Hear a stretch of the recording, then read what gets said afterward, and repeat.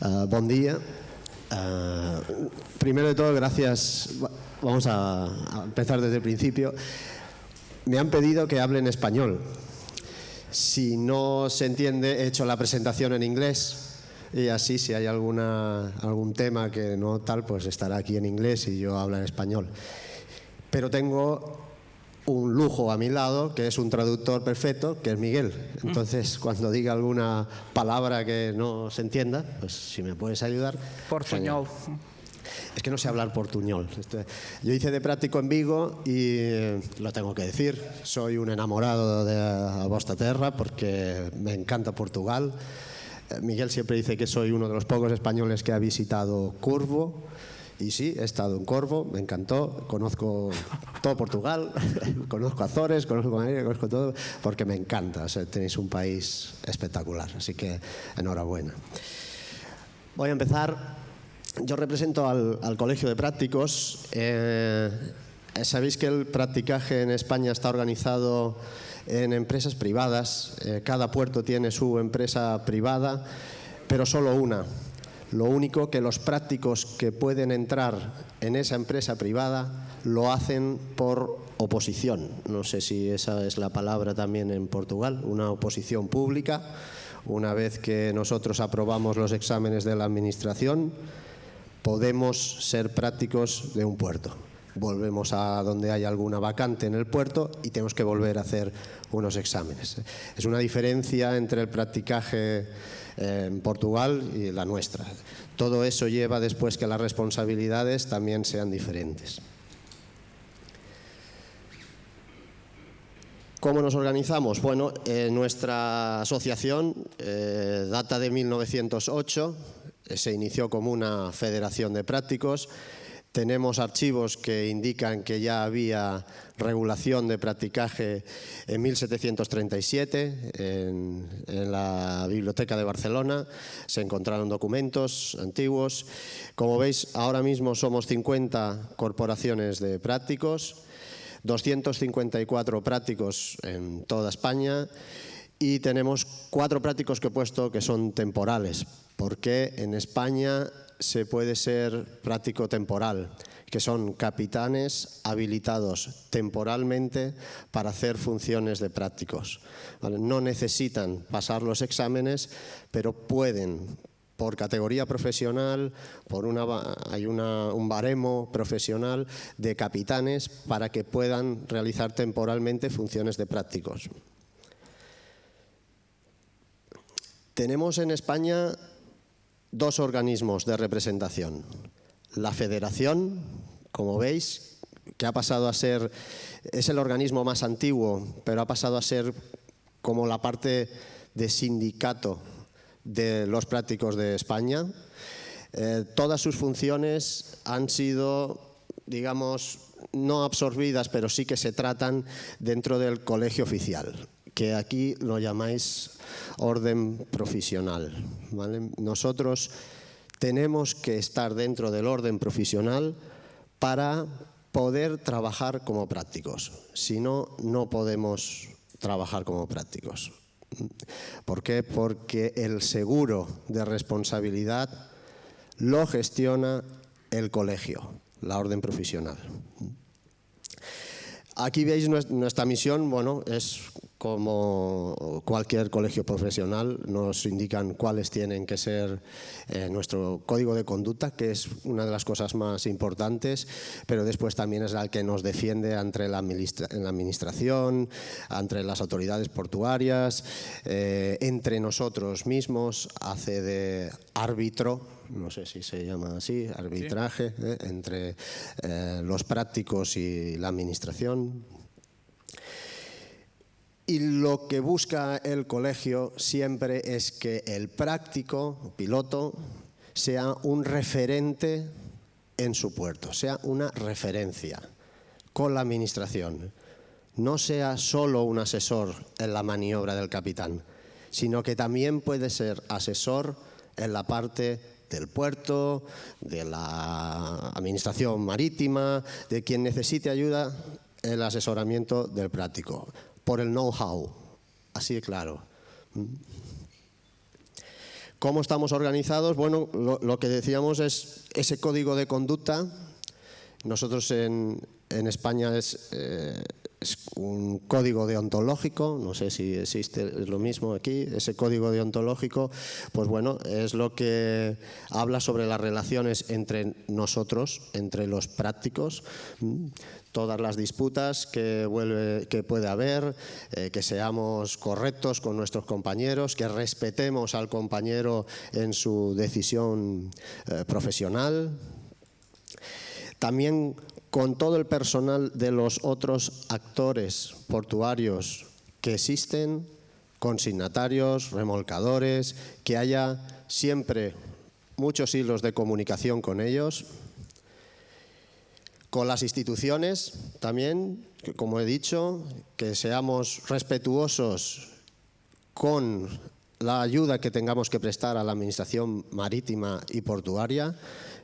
Tengo que decir que suele ser uno de los temas más recurrentes en España, es mantener esa relación respetuosa con las administraciones sin dejarnos llevar por disputas personales, y todo lo que engloba las relaciones dentro del propio servicio de practicaje, ¿vale? ¿Cuáles son los puntos principales?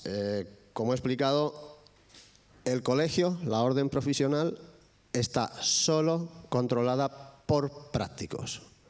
Nosotros, todo el asesoramiento es externo, pero el control lo llevan los prácticos. Nosotros tenemos asesoría legal, externa, tenemos todos nuestros abogados contratados por el colegio de forma externa, y después cada corporación de cada puerto tiene también su propio abogado. Digamos que el abogado del colegio defiende los intereses generales, ¿vale? Es el que defiende los intereses generales de todos los asociados. Es obligatorio ser práctico para ejercer la profesión, es obligatorio ser colegiado para ejercer la profesión en España. Es un poco difícil porque como la presentación está en inglés, tengo que hacer una traducción simultánea. Y hay 3 requisitos siempre antes de poder ser práctico. Uno es que esté autorizado por la Administración Marítima, eso es que haya pasado los exámenes de Madrid. La otra, que esté autorizado por la Administración del puerto, es decir, en cada puerto nos volvemos a presentar un examen y es el que nos habilita para ser piloto en ese puerto. Y por último, estar registrado en el Colegio de Prácticos. Por tanto, la regulación en España, tenemos 2 órganos administrativos que nos controlan, que es el portuario y el marítimo. Cada uno veremos que tiene sus propias responsabilidades sobre nuestra actividad. Aquí he traducido, lo puse ayer, no sé aquí si pasa, cuando se le pone el nombre a un ministerio, nosotros empezamos como Ministerio de Fomento y ahora ya vamos por Ministerio de Transportes, Movilidad y Agenda Urbana. A lo mejor mañana se cambia de nombre, es que eso es la administración, ¿no? Pero bueno, lo he resumido así, ¿no? Es el Ministerio de Transportes, es el que engloba, por un lado, la parte de la autoridad portuaria y por otro lado, la parte marítima, que es la Dirección General de la Marina Mercante. Aquí tenéis la autoridad marítima, que es la Dirección General de la Marina Mercante, es la que se encarga de todos los aspectos de seguridad relacionados con el practicaje, desde la formación hasta el estado físico. No sé si aquí también hacéis unas pruebas físicas, hay que hacer unas pruebas físicas antes de entrar a ser práctico, que después la veremos. Cómo se hacen los exámenes, qué se pueden introducir en los exámenes, el training, y es el órgano que en caso de discrepancia con la autoridad portuaria, caso de que haya una maniobra que no se pueda realizar o que haya dudas por parte del práctico piloto, es el que va a decidir finalmente si se realiza o no se realiza. Por su parte, la autoridad portuaria, que ya es en cada uno de los puertos diferente, es la que nos aplica la parte administrativa de nuestra profesión. En España, las corporaciones tienen sus lanchas, tienen su personal y todo lo gestiona en su empresa. Es la propia empresa quien gestiona eso, ¿vale? Somos los propios prácticos el que lo hace. Nosotros abrimos los contratos del personal, compramos las lanchas, gestionamos los seguros, todo lo hace la propia corporación. Eso significa que seguimos unas pautas administrativas que nos marca la administración portuaria. Esa es la diferencia entre la administración marítima y la administración portuaria.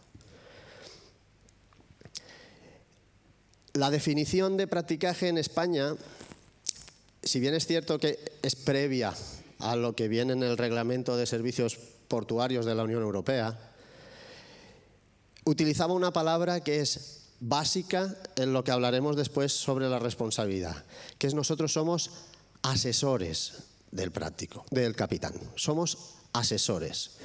Eso legalmente, bueno, supongo que Sandra explicará, eso tiene una connotación muy importante en el contrato de practicaje que se realiza con el naviero a la hora de realizar el servicio. Sabéis que después el reglamento también incluyó una palabra nueva, que es guía, es decir, que somos asesores del capitán y guías del capitán para llevarlo a puerto. Se añade lo de estaciones remotas. Y aquí viene una de los últimos temas, ¿cómo es? Calientes, que tenemos en Europa, que es lo del Shore-Based Pilotage. ¿Vale? ¿Cómo se realiza el practicaje, que ahora se le llama remoto? ¿Cómo se regula? En España no está regulado. No está regulado. Lo único que se hace que es el práctico da instrucciones al capitán hasta el punto donde pueda embarcar con seguridad. Eso es lo único que se hace. Otros países, y de ahí que creemos que fue donde se incluyó en el Reglamento de Servicios Portuarios, como por ejemplo Holanda, ese espacio de tiempo entre que el práctico empieza a dar instrucciones para embarcar y realmente embarca, lo tienen regulado. Ellos tienen un training particular para los prácticos, para los pilotos que van a hacer ese guidance, esa guía, desde el punto donde en teoría tenían que embarcar, no pueden embarcar por condiciones meteorológicas y van hasta el punto de embarque. ¿Vale? Eso hay algunos países que lo tienen regulado. Por esa razón, en el reglamento está estipulado lo de estaciones from pilot station. ¿Qué requisitos tenemos para entrar en España? Bueno, aquí lo tenéis, tenemos que ser capitanes, todo el mundo tiene que ser capitán, en buques de más de 1000 GTs. Los últimos, al menos haber estado como capitán, no tener título de capitán, sino como capitán al mando del buque los últimos 2 años al menos. En 2 años, entonces después puedes presentarte como práctico. Tenemos 5 exámenes. 2 son en Madrid. Uno es conocimiento general de legislación y otro de inglés. El inglés ahora mismo la examinación la hace una catedrática de la universidad y viene a ser un B2, ¿vale? No sé si también aquí... Sí, igual. ¿Vale? Pues el B2. Y después tenemos 3 exámenes más para poder presentarnos o para poder sacar la plaza en el puerto. 1, conocimiento general del puerto. El segundo, de las maniobras, se pide que teóricamente se resuelvan maniobras que han acontecido en el puerto. Y una tercera, que es la práctica. Durante máximo de 6 meses, ese candidato tiene que hacer la maniobra él en el puerto y demostrar a la administración y a los prácticos que realmente está capacitado, que tiene los skills para poder llevar a cabo la actividad de práctico. Esto no es baladí. Al menos en 2 ocasiones, propios capitanes, en ambos casos era un ro-ro ship. No le fue lo mismo ser capitán del ro-ro para hacer la maniobra que asesorar al capitán del ro-ro para hacer la maniobra. Son cosas que después se valoran, porque como vosotros sabéis, que creo que hay muchos pilotos aquí, tenemos nosotros esa capacidad de poder comunicar al capitán y llegar para poder asesorarle, ¿vale? Eso es importante. Pues en 2 casos esas personas se pusieron a llorar porque, lo digo sinceramente, a llorar porque se veían incapaces de poder asesorar a otra persona en su propio barco, ¿no? Eso ha pasado 2 veces. En los exámenes no los examina el práctico, ¿vale? Aquí os he puesto un poco cómo es en un examen, cómo está reunida la mesa. La mesa tiene 5 miembros, 2 son de la Administración Marítima y 2 de la portuaria, y solo 1 de los prácticos. Normalmente el práctico evalúa la parte del segundo examen, que es el de las maniobras. ¿Qué requisitos tenemos para poder entrar en la forma física? ¿Vale? Tenemos, como he comentado, tenemos pruebas físicas, tenemos carrera continua, natación y subida vertical. Esto se tiene que hacer delante de un licenciado de INEF, que es educación física. ¿Sí? Delante de un licenciado de educación física se tienen que hacer estas pruebas en centros especializados y tiene que estar todo certificado por esa persona. No puede ser un amiguete ni decir, no, yo lo hago tal con la Fitbit. No, no se puede. Eso tiene que ser certificado por un profesional. Después, cada 5 años, cuando entramos, antes de 2 años, debemos hacer una formación inicial. Nuestro centro de training, que está en Gijón, Jovellanos, creo que algunos de aquí ya habéis asistido a ese centro. Y posteriormente, cada 5 años, tenemos que seguir haciendo formación, independiente de la formación de las corporaciones. Son 2 cosas diferentes. Esta es la formación obligatoria por la parte de la Administración Marítima y dentro de las corporaciones tenemos nuestra propia formación. Y el examen médico, la prueba de examen médico, que es obligatorio tener el certificado médico como de embarque, parecido al de embarque, para poder realizar nuestra actividad.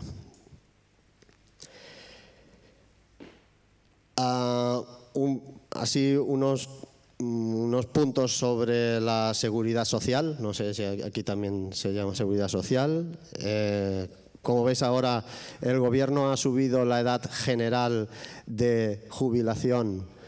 ¿Lo digo bien? ¿Jubilación? Sí. Sí. A los 60. Reforma.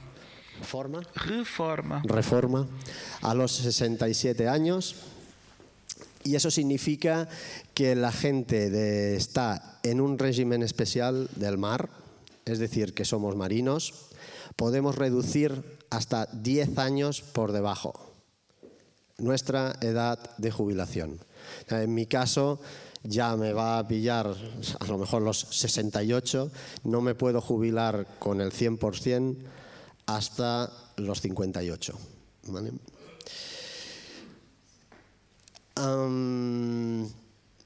Después, Cuando se va alguien de la corporación, esto es importante, no cobra un finiquito, un final de contrato. No. Las organizaciones de practicaje en España, al ser empresas privadas por socios profesionales, cuando salen, venden sus participaciones al práctico que entra. Eso es todo. No hay finiquito, no se le paga finiquito, automáticamente pasa a cobrar del Estado. Eso es todo lo que cobra. Hay algunas limitaciones. Hasta los 70 años se puede hacer práctico, pero a partir de los 65, cada 6 meses tiene que renovar el certificado médico, ¿vale? Como os hablaba antes, lo que hablábamos de asesoramiento por parte del práctico tiene especial importancia dentro de lo que es el contrato de practicaje, ¿vale?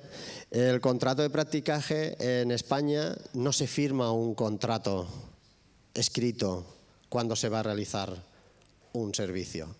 Se da por hecho que el asesoramiento obligatorio de un práctico conlleva una parte contractual.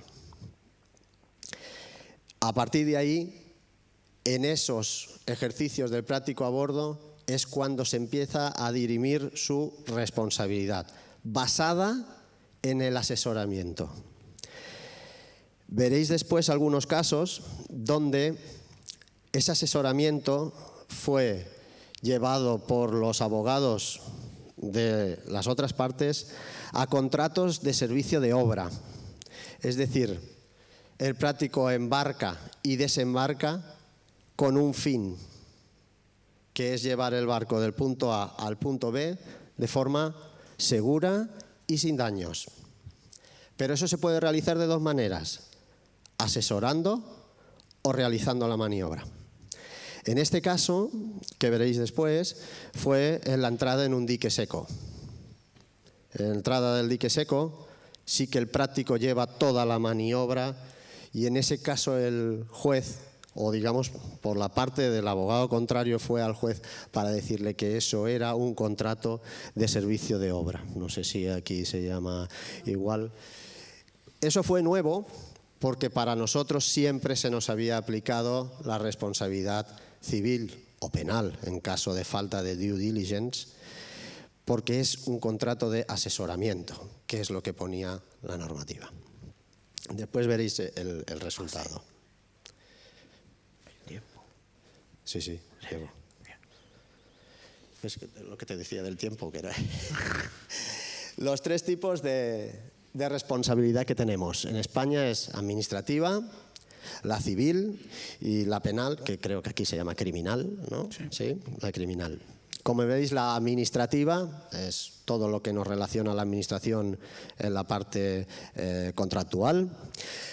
La civil, que son los daños que se puedan producir durante el asesoramiento al buque, pero como veis está limitado. Tiene una limitación, ahora mismo es más o menos 1,2 millones de euros por práctico. Si van 2 prácticos es el doble, pero de cada vez se busca lo penal. Los abogados buscan la parte penal. Cualquier cosa que puedan pillar por lo penal, por falta de, digamos, maniobra profesional, de asesoramiento profesional durante la maniobra, falta de due diligence, daños materiales graves, personas heridas, etcétera, etcétera, enseguida la parte contraria está buscando la parte penal. ¿Por qué? Porque no tiene limitación. Esa no tiene limitación. Este caso es del 2020. Es en el puerto de Valencia. Es un práctico que sacaba uno de los barcos yendo atrás. Podría hacer el ejemplo aquí en Sines, ¿no? Proa adentro y sale atrás, como el que está del insular que he visto aquí. Leixões. Aqui estás em Leixões, eu é que sou de Sines. ¿Y yo qué he dicho? Sines. Mas aqui é Leixões. Pues perdón, el Leixões. Estoy preparando la presentación para Sines. Não, pero bueno. é que ainda tens que sair a porta Sí, e podes levar. perdón. No, aquí en Leixões, pues donde está el insular, ahora tiene un carguero también por la popa, pues imaginaos que tiene que abrir, ir atrás y revirar en el externo, ¿no? Cuando va atrás, el barco que está atracado tenía una pontona de combustible, estaba haciendo bunkering, y con la pluma bajada, el portacontenedores que iba atrás tocó esta pluma y la tiró. El estibador herido grave, baja permanente, no sé cómo es, baja permanente, y por lo tanto lo primero que se hizo es, no, el práctico tiene limitación de responsabilidad, pero no, en este caso fueron por lo penal. Primero por los daños al estibador y después porque la cuantía total que se pedía eran 18 millones de euros.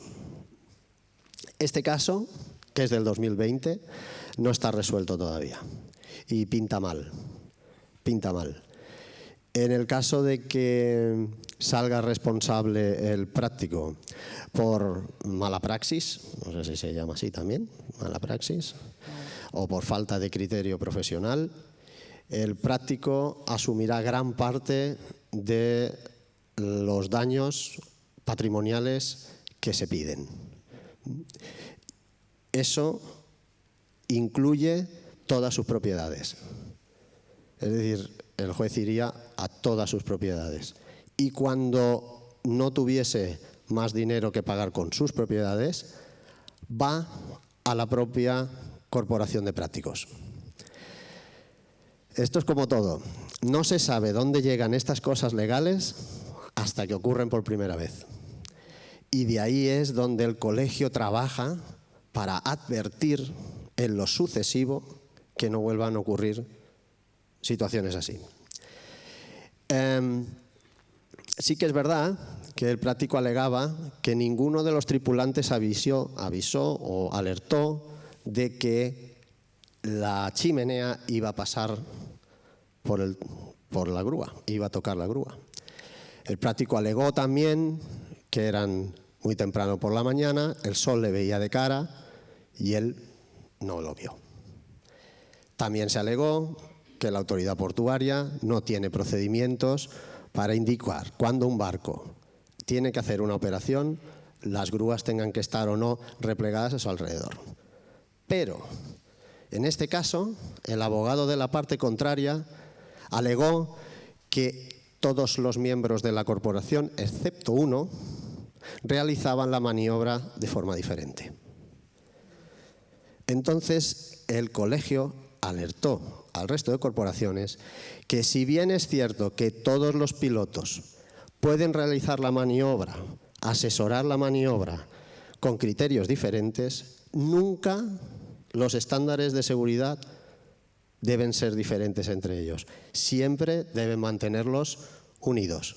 Y eso fue uno de los criterios que está utilizando y dando más peso el juez en este caso, ¿vale?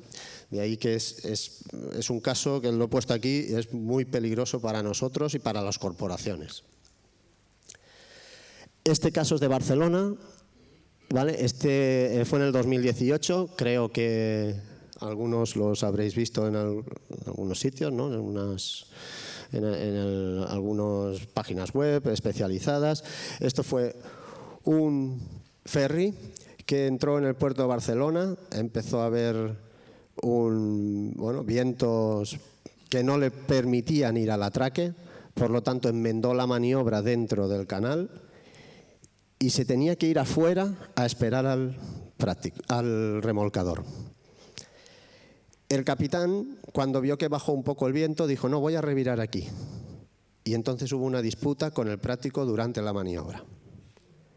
En esa disputa acabó con otra racha de viento, error en la maniobra por parte del capitán, que fue lo que se demostró, y acabó con la grúa abajo y contenedores de mercancías peligrosas en llamas, que es lo que se ve en el vídeo. En este caso se resolvió, esto es del 2018, se resolvió hace 6 meses. Hace 6 meses se resolvió ese caso, a favor del práctico. ¿Por qué? Por aquello del MPX, el Master and Pilot Information Exchange. Cuando se realiza ese protocolo de forma real y que lo grabó el VDR, en ese caso fue cuando el juez dijo el práctico había asesorado correctamente para sacar el barco, dar máquina e irse afuera a esperar. No estar allí esperando a ver si viene o no el remolcador. Y fue por el motivo en el que fue exonerado de culpa, gracias al MPX. En este caso, he intentado poner diferentes casos en que, bueno, ya hemos tocado contactos con grúas, hemos tocado también aspectos de MPX con el capitán. Esta es con la propia tripulación de las embarcaciones. Como os he dicho, las embarcaciones son nuestras, entonces es nuestra obligación tener los procedimientos y los protocolos para el embarque y desembarque del práctico de forma segura. En este caso, embarcado por babor, la embarcación continuó camino por aquí y poco a poco se fue cruzando en el camino del portacontenedores. Al final, el portacontenedores, como veis, tenía a una distancia, creo que eran no sé si eran 150 metros, 200 metros, dejó de ver la embarcación de prácticos, tampoco ni el capitán ni el práctico se dio cuenta, ni la tripulación. No se sabe cómo la embarcación acabó en el bulbo de proa, le dio la vuelta y mató al patrón de la embarcación. Esto fue aquí en Vilagarcía de Arousa. En este caso, durante 10 años estuvo el práctico encausado, no sé si se llama así, encausado, en la causa, en el juicio, no sé. En juicio, durante 10 años. Se retiró por enfermedad y creo que fue hace 8 o 9 meses, salió absuelto también, pero ya retirado y bueno, el pobre al menos de esos tropecientos años que estuvo pendiente y sufriendo porque le caía por todos los lados, al final salió absuelto. Y el último caso es en Algeciras. Fue dentro de la maniobra de entrada al dique seco, que es lo que os comentaba. La instalación, como veis, muy deficiente. O sea, la instalación del astillero de Algeciras era muy deficiente. Las maniobras se seguían haciendo. Este es el momento cuando impacta por el costado de babor y, bueno, aquí realiza la abertura en el costado. Finalmente acabaron metiéndolo, cerraron la compuerta para que la contaminación fuese la menor posible. En este caso, todo iba contra el práctico. ¿Por qué? Por lo que he dicho antes. Porque allí sí que es verdad que el abogado de la parte contraria dijo que esto era un contrato de servicio de obra. Es decir, yo te doy el barco en este estado y acaba en este estado, tú lo tienes que llevar. No como más allá de lo que es el asesoramiento, no como asesoramiento puro, sino más allá de eso. Finalmente fue exonerado hace 3 años. Lo ponía también para que veáis, estamos hablando del 2009. Son periodos de tiempo que el práctico está en una situación muy, muy delicada. De hecho, muchos de estos casos, si se resuelven en contra del práctico, también por parte del colegio es su obligación levantarle la colegiación, ¿vale? Es la parte que tenemos que cumplir con la administración. Los casos de incidencia, bueno, lo voy a pasar un pelín rápido. Como veis, nosotros diferenciamos entre lo que son incidencias, que es lo que reportamos, a los siniestros, que es donde actúa el seguro, ¿vale? En el año 2022, más de 180.000 servicios de practicaje, como veis, solo 5 incidencias. ¿Qué pasa? Que es verdad que cada vez realizamos menos incidencias, cada vez la formación va mejor, pero no hay manera de que los abogados después, cuando pasan a siniestro, van a por todas. Y aquí sí que hemos visto una diferencia grande, que es que van a por la parte de exonerar la responsabilidad civil, ir directamente a lo penal por falta de criterios profesionales.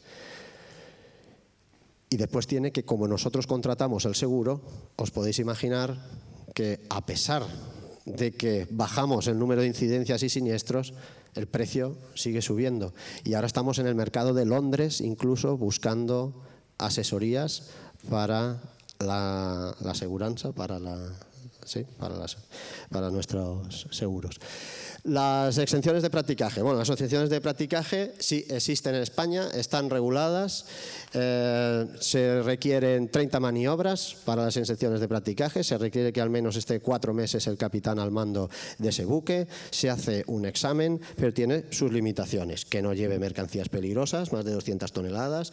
Que todos los medios de propulsión estén funcionando correctamente, que haya al menos el 10% de calado, de underkill clearance, y que no utilice remolcadores, excepto cuando lo necesita para hacerlo de forma habitual. Si lo hace de forma habitual, él puede solicitar la prueba de exención siempre con un remolcador maniobrando. Si no, en el caso que quiera un remolcador, se suspende la exención.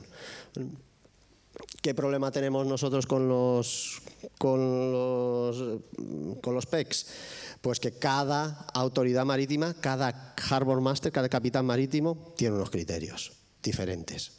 O sea, la interpretación que realiza es bastante, digamos, amplia. Y el último tema es la formación del práctico. Como os he comentado, nosotros tenemos que hacerlo cada 5 años, pero cuando nos iniciamos tenemos 2 para hacer el inicial. Como vosotros ya estáis metidos con los españoles en Jovellanos para poder hacer el curso, algo que nos encanta porque así intercambiamos información. Tenemos 3 tipos de cursos: el inicial, el avanzado y dentro del avanzado hay 2, uno que es de recursos del puente, otro que es de nuevas tecnologías, y ahora estamos haciendo, esto lo tendréis todo presente, el nuevo, que es el BRMP. ¿Vale? Los prácticos ahora que ya casi tienen 21 años, se les hace un curso nuevo, ¿vale? Y este es el que ahora mismo estamos a punto de poner en marcha. Incluye cosas nuevas. Ha sido un dolor de cabeza porque cuando uno lleva ya 20 años como piloto, pues irse 5 días a Jovellanos en la formación es un poco heavy. Y por último, ¿qué es lo que estamos haciendo ahora mismo en España? Bueno, ahora mismo estamos implementando ese nuevo BRMP, es una de nuestras prioridades. Mantener, desde que ahora mismo está la estrategia, la política de estrategia marítima europea nueva, que incluye muchos temas de security. También estamos trabajando mucho con el Ministerio de Defensa en España. Digamos que ese aspecto que tiene el práctico de ser la primera alerta, la primera persona que sube a los buques, la parte de security, es lo que nosotros le estamos dando mucho valor. Queremos mejorar también el training en las situaciones de emergencia. Tenemos un contrato ahora con un nuevo simulador específico para emergencias en puerto. Consolidar también lo que es los trending topics de las autoridades portuarias de protección medioambiental.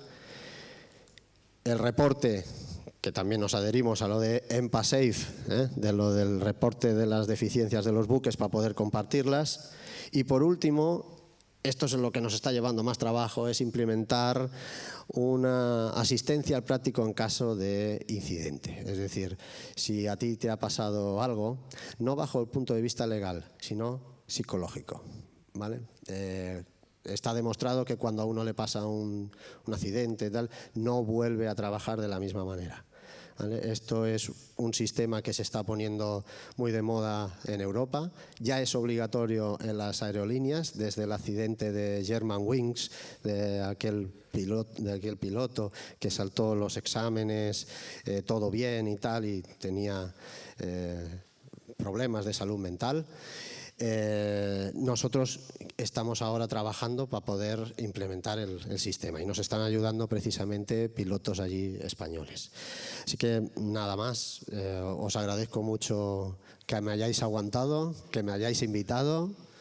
Gracias a Miguel, porque tenéis un espectáculo de persona. Tenéis que dejarle descansar a veces, que está un poco cansado cuando lo veo en Bruselas y tal, pero que lo quiero un montón. Así que, bueno, para lo que necesitéis, ahí me tenéis, ¿vale?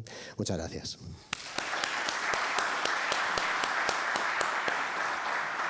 Como havia referido, se tiverem perguntas para colocar ao Zé António antes dele se ir embora a correr para o aeroporto, aí 3 ou 4 perguntas, se houverem.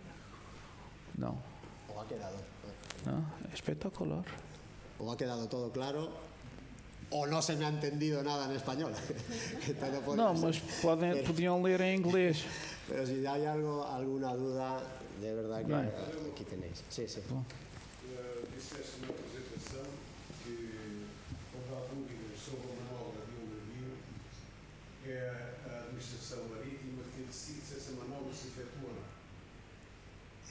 No caso de o piloto não concordar na execução da manobra, a manobra faz ou não se faz. No caso de acidente, o piloto é contra fazer essa manobra, mas tem que ir fazer porque a administração marítima decidiu que tem que fazer. No caso de acidente, que é a responsabilidade? Sí, empezamos. E outra pergunta, já para começar. Es que se me va a olvidar. No acesso à carreira de prático, depois dos exames e tudo, faz provas físicas. 50 metros, nadar nos 50 metros, subir escadas 5 metros. Depois tem exames médicos durante cada 2 anos, etc. E provas físicas depois? No. Nunca mais há. Empiezo por el final. No se hacen más pruebas físicas. Es una buena pregunta porque cuando en la corporación te dedicas al sistema de gestión, la típica broma que les hacen los del sistema de gestión es: vamos a incorporar pruebas físicas a hacer cada 5 años. Claro, con 50 años ya la gente dice: hombre, no, a mí no me lo hagas y tal. Pero no es obligatorio. Las pruebas físicas que habéis visto aquí solo es una volta al principio de todo. Después ya no hay más. Solo pasar los reconocimientos médicos. Sí, ¿qué puede pasar? En el examen médico, el doctor te dice que tienes sobrepeso, suspende la actividad hasta que puedas volver a trabajar. Después, cada corporación tiene su reglamento interno y dice: si esta persona se va de baja por temas del certificado médico, automáticamente al cabo de 2 meses le cubre la seguridad social, no la empresa. ¿Vale? Eso está claro. Es decir, es el propio práctico el que tiene que velar o curar, o no sé cómo se llama, que tiene que llevar cuidado de que cuando vaya a la revisión médica no haya comido un entrecot 3 días antes, no se haya puesto de gambas hasta tal. No, tiene que ir sano. Comer mucha ensalada para depurar y tal. Porque sí que es verdad que en ese caso ya se aplica el reglamento interno de la corporación y si se le da baja a los 2 meses ya cobrará solo la baja de la administración. Y de la primera pregunta, que ya no me acuerdo, La primera pregunta era, el Sí, práctico no perfecto. quiere hacer la maniobra, pero la Capitanería Marítima lo decide hacer. Vale. ¿Quién va a hacer la responsabilidad? Si En algo va mal? ese caso, no deja de haber nunca falta de responsabilidad del práctico, ni siquiera porque lo haya dicho la Administración Marítima. Nunca. Sigue habiendo un asesoramiento. Pero el práctico tiene todo el derecho, según la normativa española, a decir, no lo hago. El barco se queda fondeado y no lo hago. Y ya vendrá otro práctico o el capitán marítimo tendrá que decidir quién lo hace, si hay otro práctico o no. De ahí la importancia que implica en el colegio tener protocolos de seguridad muy estrictos entre todos los componentes, para que no sea que el capitán marítimo dice, pues que la haga fulano, y fulano va allí y la hace. No, no. Si el práctico cree que no se dan las circunstancias para realizar esa maniobra, tiene todo el derecho legal, sin ningún tipo de responsabilidad, ni siquiera mercantil, a dejar el barco en el fondeadero y esperar que se den las condiciones para entrar. Capitán marítimo no le puede obligar. Puede obligar el capitán marítimo a realizar practicajes fuera de la zona de practicaje. Eso sí. ¿Cuándo? Pues en casos, por ejemplo, de salvamento, porque hay un barco que ha tenido un incendio y le dice, yo no quiero que embarques a 1 milla, vas a embarcar a 3 millas. Automáticamente, en ese caso, el seguro te cubrirá esas 2 millas que a ti tu seguro no te cubre. La aseguranza nuestra tiene una limitación a aguas portuarias. No sé si aquí también, ¿no? Aquí Sí. habrá unas aguas portuarias. Sí. La jurisdicción, sí. Esa jurisdicción de aguas portuarias, mi seguro lo cubre. Fuera de este aguas portuarias no cubre, excepto, como dice la ley, el capitán marítimo, administración marítima, me dice, usted va a ir a ese barco antes de la jurisdicción. Entonces yo voy a ir y el seguro me cubre. Pero todo lo que haga el práctico en su función como práctico de asesoramiento, todo va a tener su parte de responsabilidad. Y también, si se quiere denegar el hacer el servicio, está en su completo derecho, que es lo que se recomienda. Si tú no lo ves claro, no lo hagas. No sé si he contestado. Mais uma?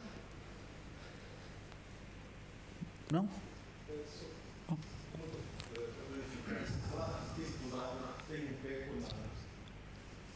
Si el práctico que es temporal, la habita Muy bien. Temporal. Eso es una buena pregunta. Todo práctico o capitán habilitado, que sería el nombre, capitán habilitado, Eso. que trabaja como práctico temporal, automáticamente en ese puerto tiene el PEC, forever and ever, excepto si se producen modificaciones en el puerto. Es decir, si se realizan obras portuarias, pierde la exención. Todos tienen que volver, ¿vale? Eso ha pasado en el puerto de Ibiza. Se demostró que la obra cambiaba el tránsito de los buques, por lo tanto, aquel práctico temporal que trabajó en el 2012 no tiene los conocimientos de un puerto modificado en el 2018 y pierde el PEC. Pero sí, es una de las atribuciones. Por eso en España el tener un práctico temporal, un capitán habilitado para puertos que tienen muchos ferries es un riesgo. Un riesgo no solo para la organización de prácticos, sino para el puerto. Porque como el puerto es el que realiza y gestiona y administra el contrato, el Sí. pliego de condiciones, El contrato, no sé, el sí. contrato con las organizaciones de practicajes, eso va a una estructura de costes. Ellos aplican unos costes al servicio y de esos costes salen las tarifas. Los prácticos no ponemos las tarifas, lo pone la administración portuaria en base a la estructura de costes.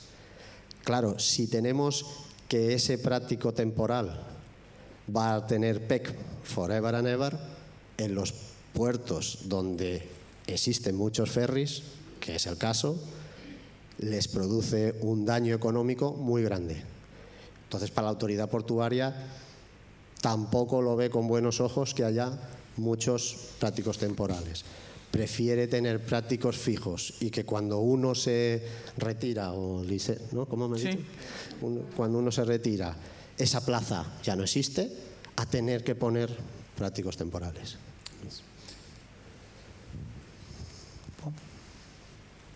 Bem, ok. José. Bueno, pues muchas gracias. A ti. Buen viaje, amigo. Gracias por... Gracias. Buen viaje.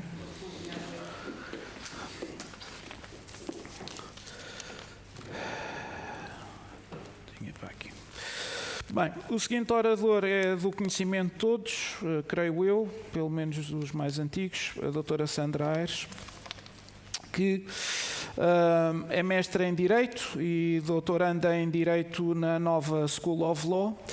É docente do curso de mestrado em pilotagem na ENID, é docente convidada das pós-graduações em Direito Marítimo das Faculdades de Direito da Universidade de Lisboa e da Universidade Católica Portuguesa, na Escola de Lisboa, é advogada e consultora jurídica. Também elaborou o único livro que há sobre responsabilidade civil, é autora do único livro que foi editado pela Apibarra, sobre responsabilidade civil e criminal, e está agora em processo de elaboração de outro livro que esperemos poder apresentar no próximo dia 17 de novembro. Vou voltar a pôr pressão. Obrigado.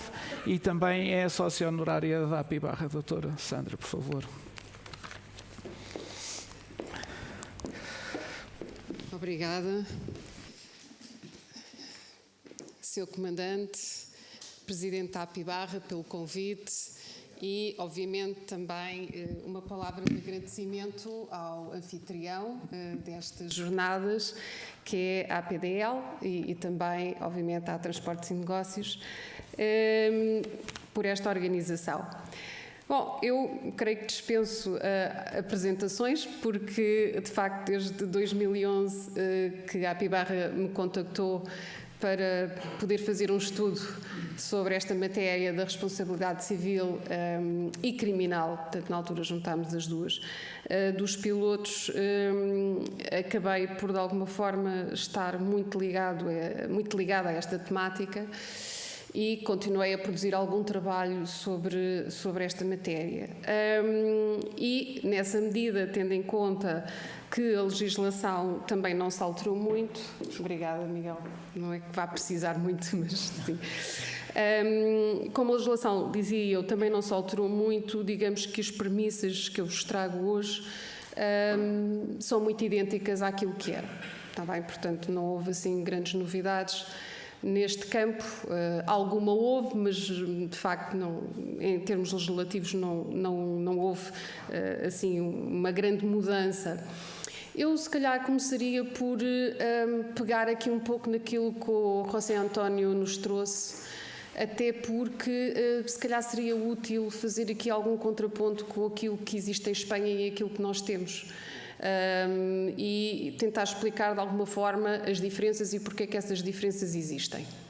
Okay? Portanto, na verdade, é pena que o José António já se tenha ido embora, porque há um escritor espanhol de que eu gosto muito, e não sou a única, pelos vistos, por aquilo que eu vi, que de facto costuma dizer: nós somos o que somos porque fomos o que fomos. Portanto, e este autor é o Arturo Pérez Reverte, que também ele próprio é marítimo, e essa história acaba por explicar o regime que nós temos hoje quanto à responsabilidade civil.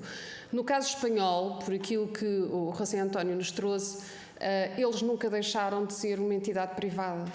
Portanto, eles nasceram como uma federação, portanto, juntaram-se todos numa federação, agora têm um colégio, aquilo que eles chamam um colégio de práticos de Porto, as diversas corporações que existem nos diversos portos espanhóis são sociedades comerciais, portanto, são entidades privadas.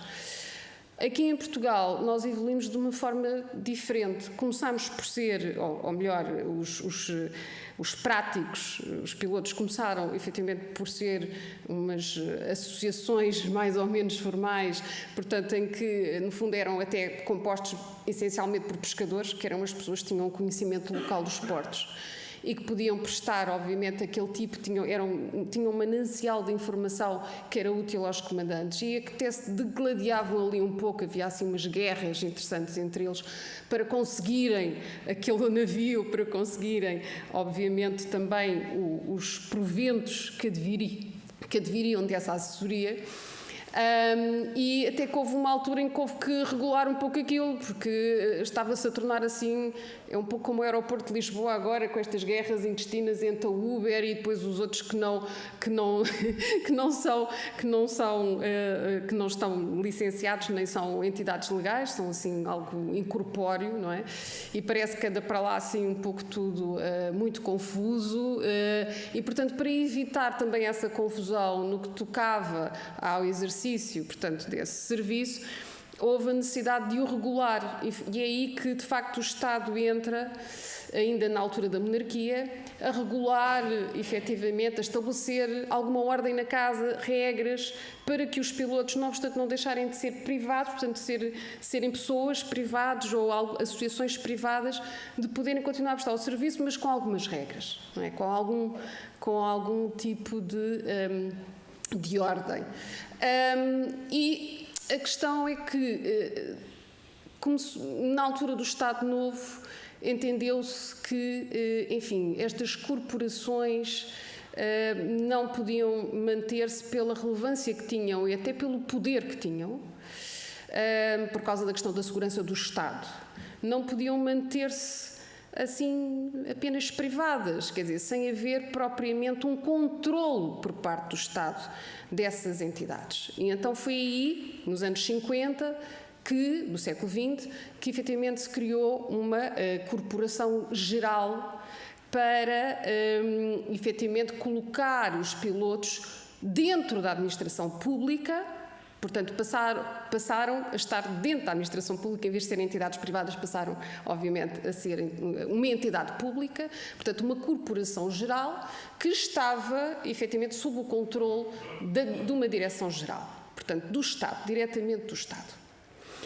E, efetivamente, esta lógica continuou, não se alterou com o 25 de Abril, portanto, aí não houve, o 25 de Abril não trouxe qualquer tipo de diferença quanto à forma de encarar, portanto, a atividade e, portanto, essa corporação manteve-se até mais tarde, até que depois é criado o INPP, que era um Instituto Público para a pilotagem, que aí sim aparecem efetivamente um novo regulamento, aparecem regras específicas, até inclusivamente há uma que fala sobre a responsabilidade e que é muito clara, regra, aliás, que se perdeu, mas que era uma regra muito clara, que dizia que quando o piloto efetivamente realiza a manobra por acordo expresso ou tácito, portanto, não era necessário o comandante dizer agora ficas tu, entrega a manobra. Não.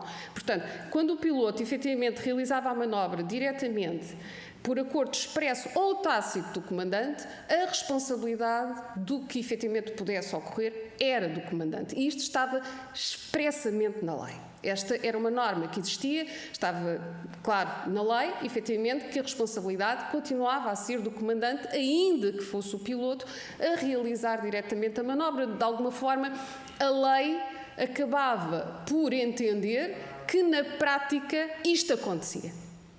Isto era a realidade. E, portanto, aquilo que acontece é que o legislador procurou, no fundo, traduzir essa realidade prática também numa norma jurídica, mas de alguma forma dizendo, atenção, mas mesmo quando isto acontece, a responsabilidade é do comandante. Pronto. E não havia dúvidas, estava certinho, direitinho na letra da lei. Okay?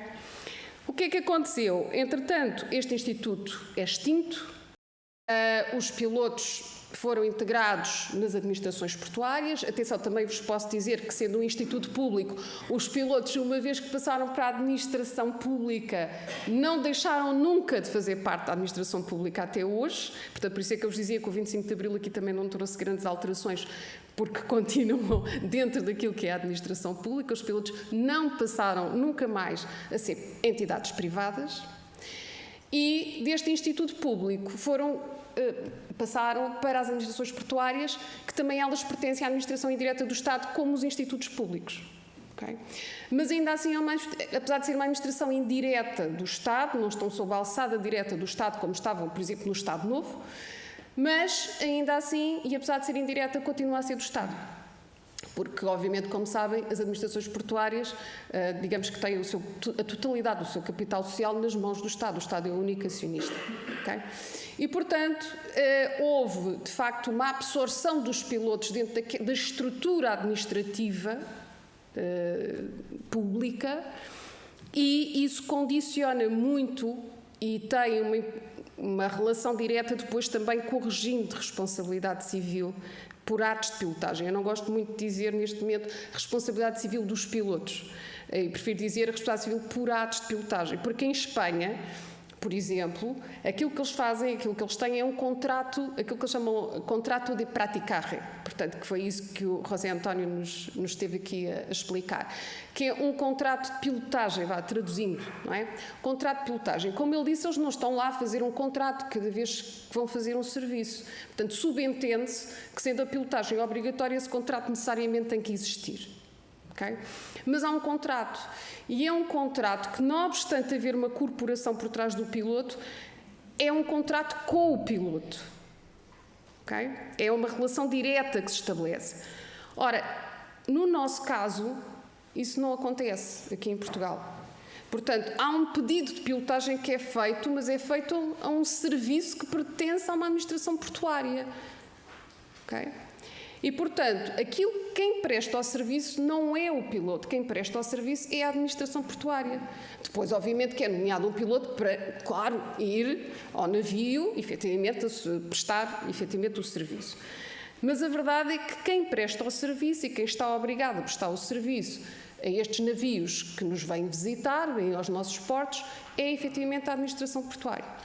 E, portanto, sendo ela uma entidade pública, porque é uma empresa pública, já que o capital é totalmente público, apesar de serem SAs, sociedades anónimas, elas não deixam de ser empresas públicas.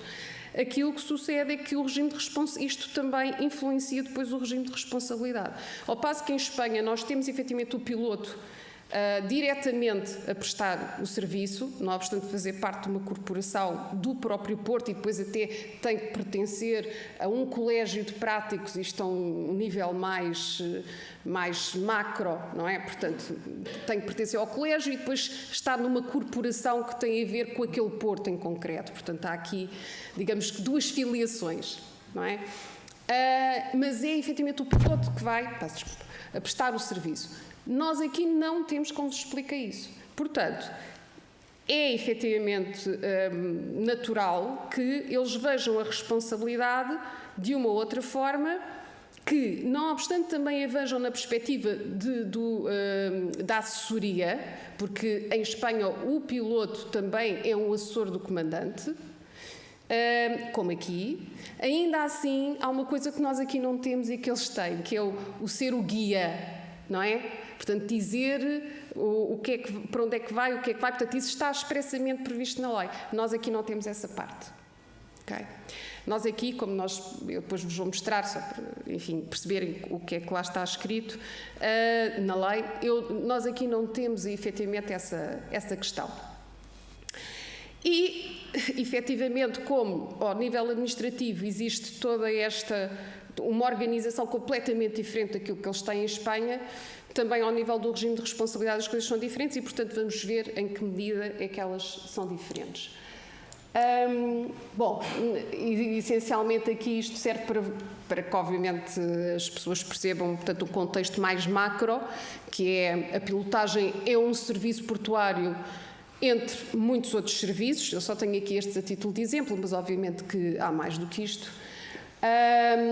E, portanto, a pilotagem encontra-se ali e, obviamente, temos aqui uma série de atores, uma série de outros serviços que são prestados pelo Porto. Agora, o problema aqui é que a pilotagem não pode ser vista como mais um serviço portuário, assim como acontece, por exemplo, com os outros. A pilotagem vai para além de ser um serviço portuário e, obviamente, que no próximo painel estarão aqui pessoas que vão falar desse para além, que tem a ver muitas vezes com questões do Port State Control, questões da segurança, a questão da proteção do meio ambiente, ou seja, não é só um serviço portuário, aquele serviço que é prestado ao comandante do navio, aquela assessoria que é prestada, não, vai para além disso. Portanto, são funções que excedem esse núcleo restrito da relação entre a pilotagem e, obviamente, o navio. Portanto, excedem em muito isso. E, portanto, isso também o transforma o piloto num agente distinto. Portanto, não é apenas um braço da administração portuária que vai prestar um serviço portuário. Não. Okay? Portanto, acho que até se vai muito mais longe e ele acaba por ser um representante do próprio Estado, já não da administração portuária, mas do próprio Estado. Por isso é que é importante ao nível de Port State Control. State, não é da administração portuária, é do Estado. Okay?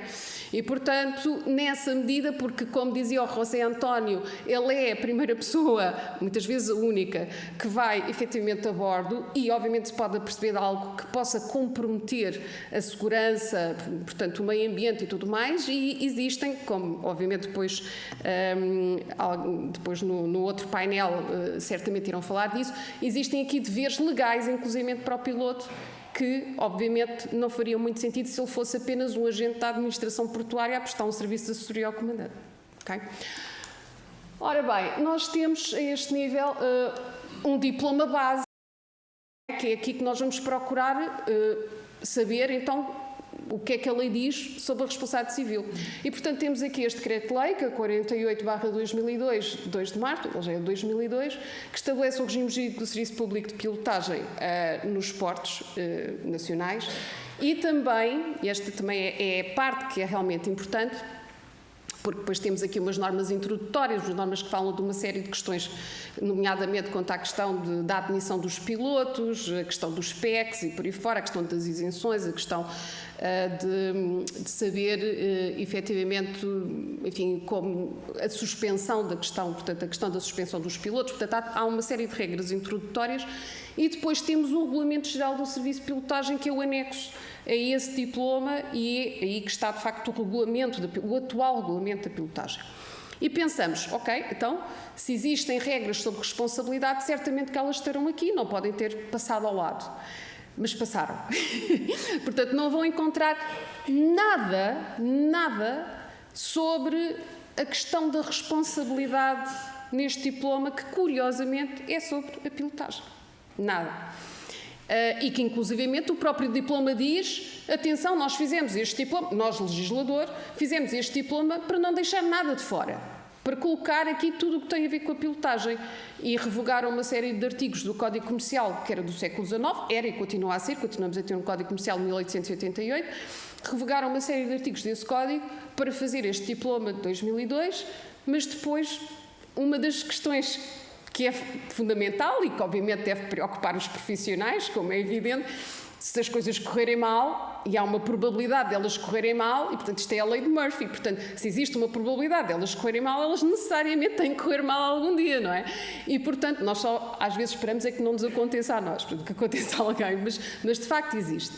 E portanto eu preciso saber como profissional quais é que são as regras que regem a minha atividade, incluindo obviamente a questão da responsabilidade, que é uma questão importante. E é curioso percebermos que, efetivamente, este diploma, zero em relação a essa matéria.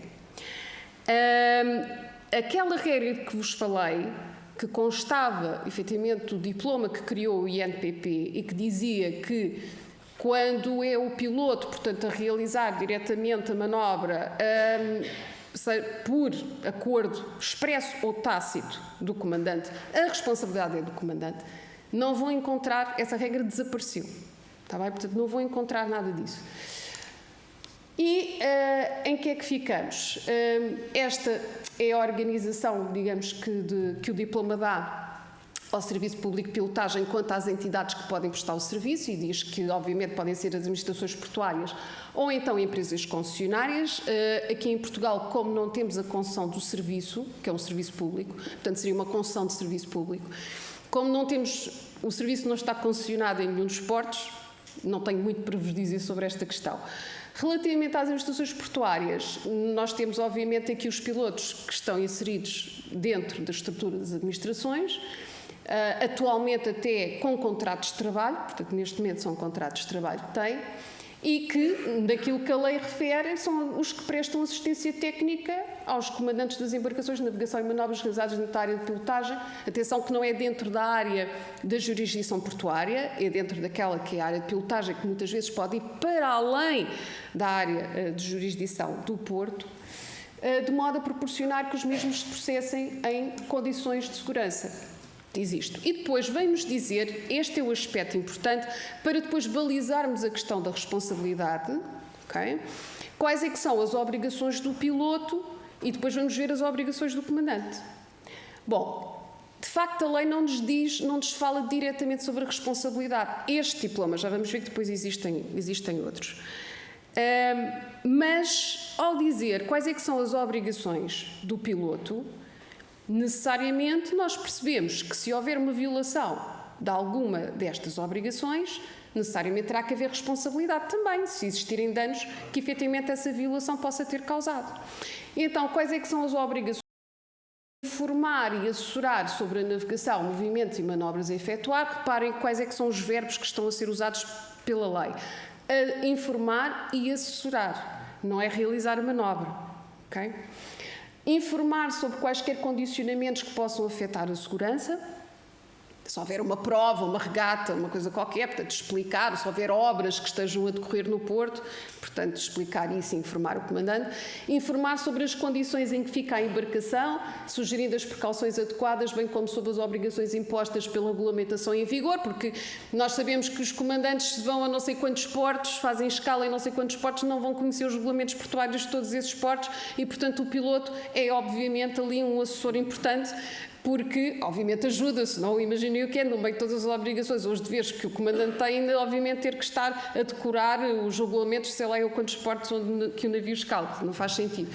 Portanto, nesse aspecto, se o piloto violar alguma destas obrigações, nomeadamente se não informar, porque o piloto pode pecar por ação ou por omissão, ok? Ou dá uma informação que não é correta, ou pode omitir uma informação que teria que ser dada. Pronto, existem duas formas de violar aqui estas obrigações, está bem?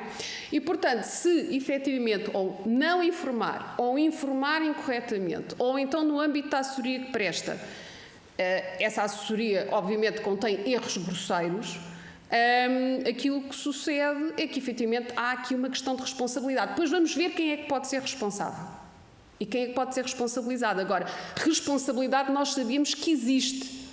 Está bem? Se isto for violado. Em relação ao comandante, quais é que são as obrigações do comandante? Porque está para ambos os lados, não é? Dispor dos meios para embarque e desembarque do piloto, conforme estabelecido nas solas e demais relação e regulamentação aplicáveis, porque vocês sabem que existem as regras das solas que determinam, obviamente, uma série de parâmetros de segurança, até no que toca à escada do piloto, aos meios que o piloto tem para embarcar, desembarcar e por aí fora. E, portanto, se acontecer algum acidente pelo facto desses meios não serem os mais adequados ou não cumprirem com essas normas, obviamente que existe também responsabilidade. Manobrar de modo a proporcionar segurança no embarque e desembarque do piloto, porque já sabemos que é onde há o maior risco dos acidentes acontecerem, nomeadamente no que toca ao piloto. prestar ao piloto todas as informações necessárias à prestação do serviço, portanto, a tal troca de informação que o José António estava a falar e que obviamente vocês já conhecem, em que há aquela partilha de informação inicial ou quando chega a ponto, não é? Portanto, há aquela partilha do documento que muitas vezes depois o piloto assina ou não, portanto, também já vi de tudo. Providenciar pela correta execução das tarefas que se prendem com a condução e manobra da embarcação dentro da área de pilotagem obrigatória, tendo em conta as informações prestadas pelo piloto, daí que as informações sejam importantes. Portanto, se o piloto não presta a informação e se efetivamente é dada uma ordem que não é mais adequada, porque o comandante não contou com a corrente ali naquela zona ou não contou com uma circunstância qualquer da qual ele não tinha conhecimento e por isso é que tem o piloto a bordo para lhe fornecer essa informação. E se há um acidente, claro, há que contar aqui não só com a violação do comandante, porque ele pode dizer não, eu, de facto, enfim, fiz uma manobra que poderia não seria a mais adequada, mas porque o piloto não me informou que. Ok? Portanto, há que ter em conta, efetivamente, todo este conjunto, porque quem viola um conjunto de obrigações, por exemplo, no caso do piloto violar as suas obrigações ou o comandante violar as suas obrigações, obviamente dá lugar à responsabilidade. No caso do comandante é mais fácil. Obviamente, se for o comandante a violar as suas obrigações, a responsabilidade é do comandante, portanto, aqui não há dúvidas, não é? É simples. No caso do piloto, no caso do piloto a coisa já se torna um bocado mais complicada e mais complicada até do que em Espanha. Porque ali a questão não é muito difícil de entender, pronto, é só questão de saber se também, por parte do piloto, houve uma falta de due diligence, portanto, não houve uma diligência, não houve um zelo, não houve aquela competência profissional que é expectável de um profissional com a experiência e com a formação do piloto. Essencialmente é isso que é o due diligence. Ou se violou algum dos seus deveres de informação e de assessoria, não é? Pronto.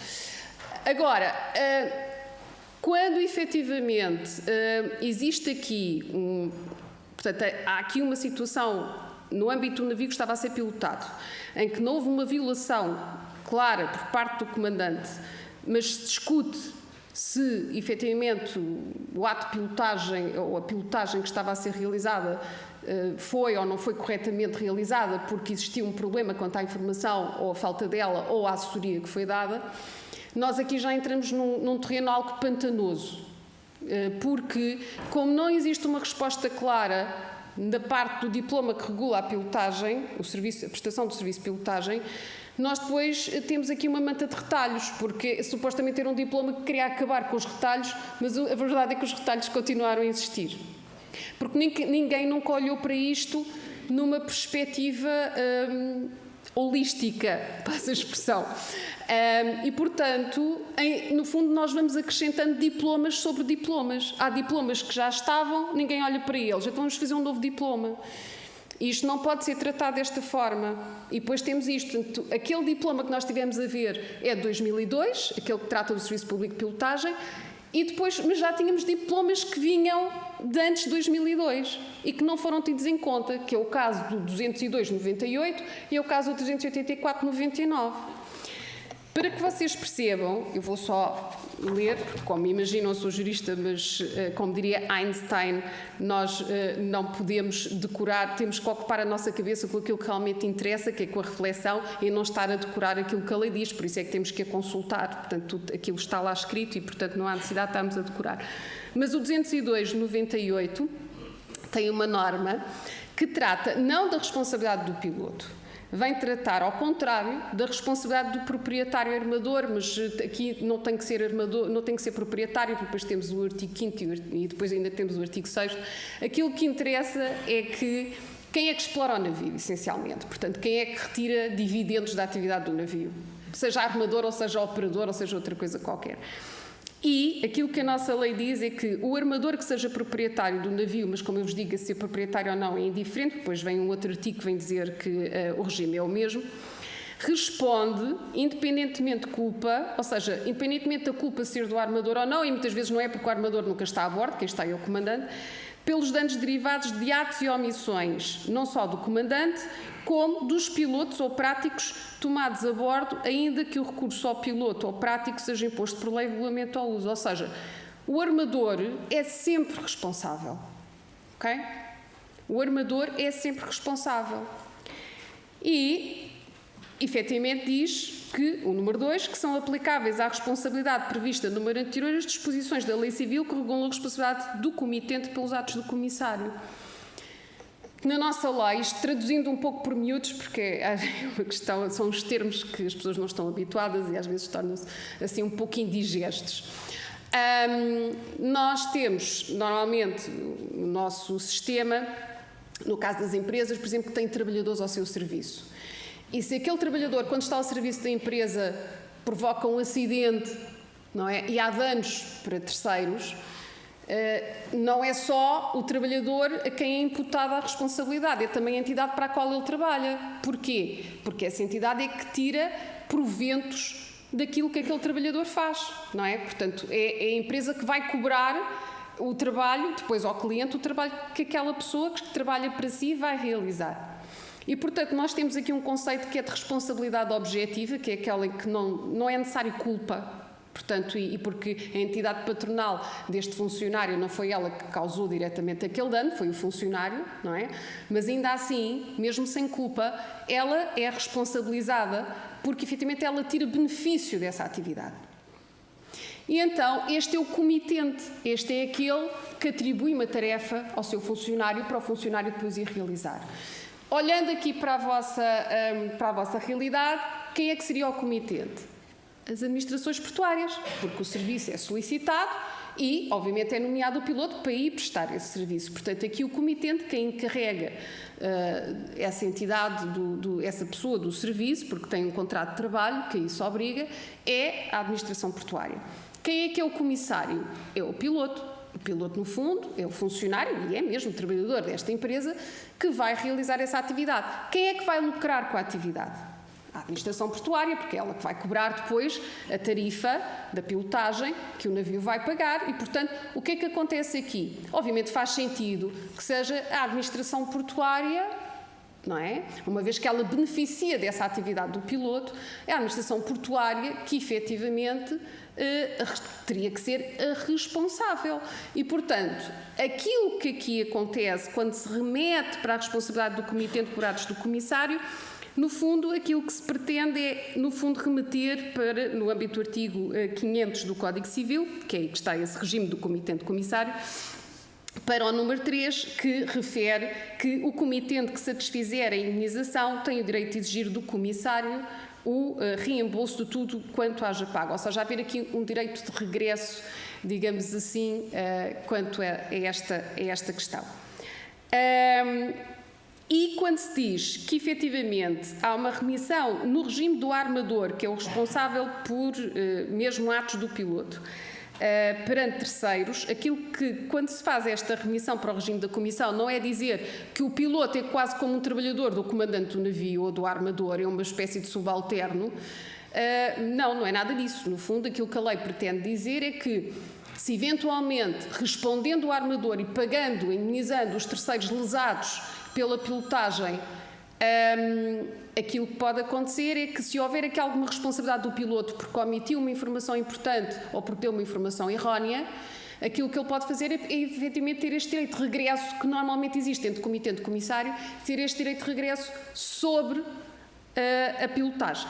Pronto, essencialmente é isso. Depois, nós temos um artigo que é o artigo 7º do Decreto-Lei 384/99, que trata da navegação com piloto e vem dizer: o piloto em quaisquer circunstâncias é um assessor aqui diz-se capitão, pronto, peço desculpa, mas é assim que a lei está, mas na verdade é o comandante, porque é quem a bordo tem essas funções de comando, é o comandante.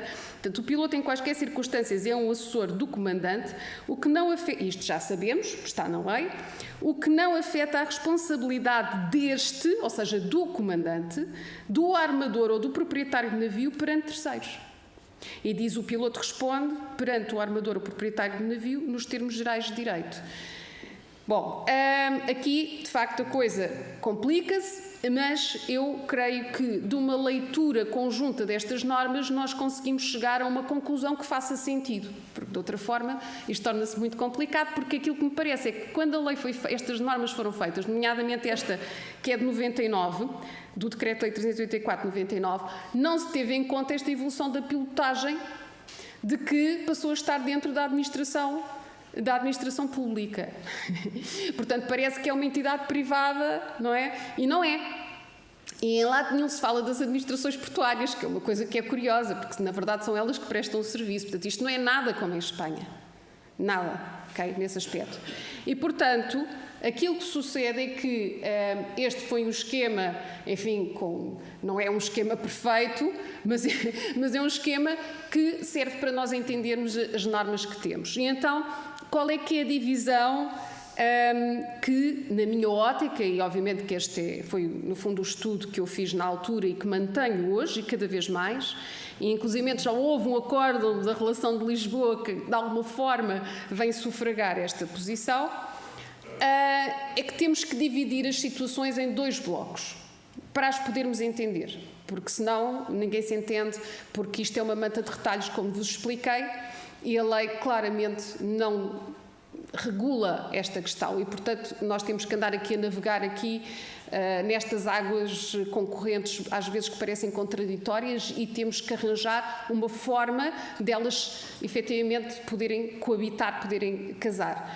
E realmente os 2 blocos de situações são estes, para obviamente terminarmos, a não ser que depois também pretendam falar da responsabilidade criminal, também podemos, aliás, até é uma questão interessante. Porque o José António falou sobre isso e eu acho que também seria interessante dar aqui uma chega.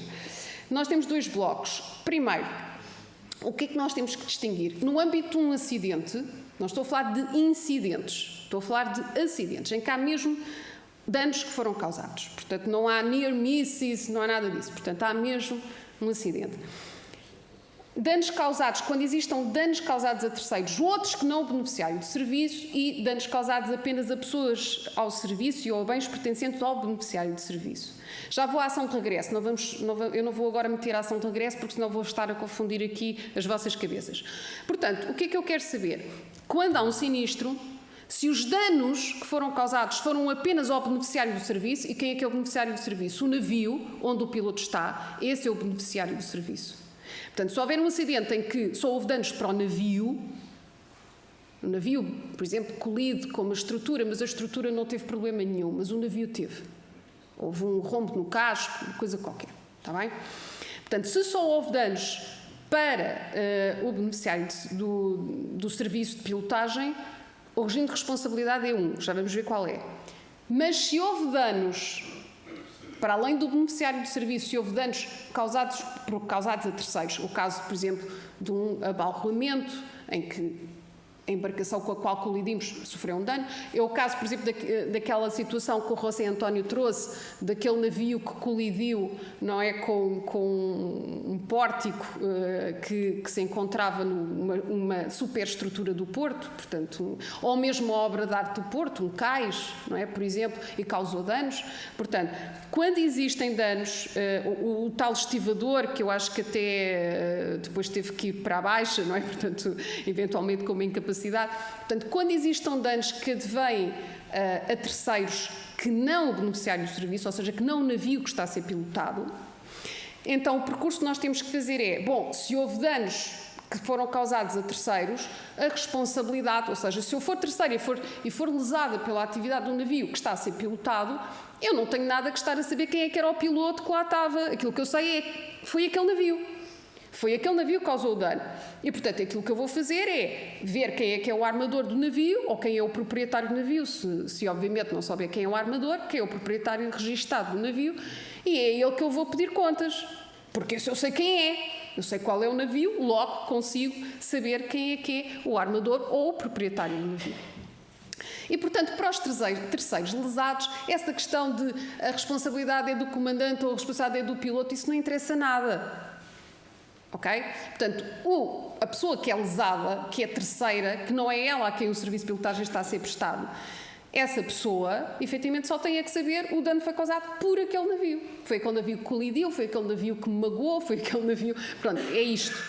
E, portanto, é ao armador que vai pedir responsabilidade. E o armador, efetivamente, tem que indemnizar. Se, obviamente, se tiverem preenchidos todos os requisitos da responsabilidade, vai ter que indemnizar, efetivamente, essa pessoa, seja um navio com o qual que tenha abalroado, seja, obviamente, alguém a quem tenha provocado danos à integridade física ou mesmo a morte. Okay? Agora, o armador ou o proprietário do navio indemniza. Para o terceiro, a questão morre. Ele foi indemnizado, a coisa para ele morreu, já está resolvido. Então, e o armador? O armador pode dizer, ok, a culpa foi do meu comandante, eu paguei bem, e a coisa fica por aqui. Ou então dizer, não, espera lá, então, mas o comandante veio-me dizer que foi o piloto que não lhe disse isto, ou foi o piloto que lhe disse aquilo, ou foi o piloto que, que o assustou e lhe disse, chega-te para lá e eu faço, não é? E, portanto, eu não tenho que ser o único aqui a pagar esta situação. Portanto, a pilotagem também tem que entrar. Okay? E então aí é que se coloca a questão do regime comitente-comissário, mas na ótica não do piloto ser um subalterno do comandante e haver aqui uma relação entre como se fosse uma entidade empregadora e um trabalhador, não, mas para ir buscar o direito de regresso. Ou seja, para dizer, não, então se eu paguei, vamos imaginar, 100 mil euros, não é? Para sermos, há pouco falou-se em milhões, não é? Mas vamos manter a coisa, se for uma pessoa que foi lesada na sua integridade física, vá. Se eu paguei 100 mil euros para indemnizar aquele estivador, mas eu entendo que a culpa foi do piloto, então eu tenho que pedir alguma coisa à pilotagem. Eu tenho que pedir à pilotagem para me indemnizar ou para me devolver, no fundo, não é indemnizar, mas é para me reembolsar daquilo que eu tive que pagar ao terceiro. Okay? Que o meu navio acabou por lesar. E, portanto, aqui entra o direito de regresso, e por isso é que existe esta seta, não é, para ali, e vai entrar no segundo grupo de situações, onde estão os danos causados ao beneficiário do serviço, porque este armador pode dizer, e inclusive, para além daquilo que eu tive que indemnizar o terceiro, eu também tive danos no meu próprio navio. O navio que estava a ser pilotado, não é? Portanto, eu tive danos no meu próprio navio, ainda tive que indemnizar aquele terceiro. Portanto, neste segundo grupo de situações, a responsabilidade aqui já muda, não é? Porquê? Porque a quem é que vamos imputar, neste caso, de haver algum grau de culpa por parte do piloto, a quem é que vamos imputar responsabilidade? Ao piloto? À administração portuária? A ambos? E é aqui que entra um outro regime, que é o da responsabilidade do Estado e das demais entidades públicas, que é a lei que foi aprovada pela Lei 67/2007.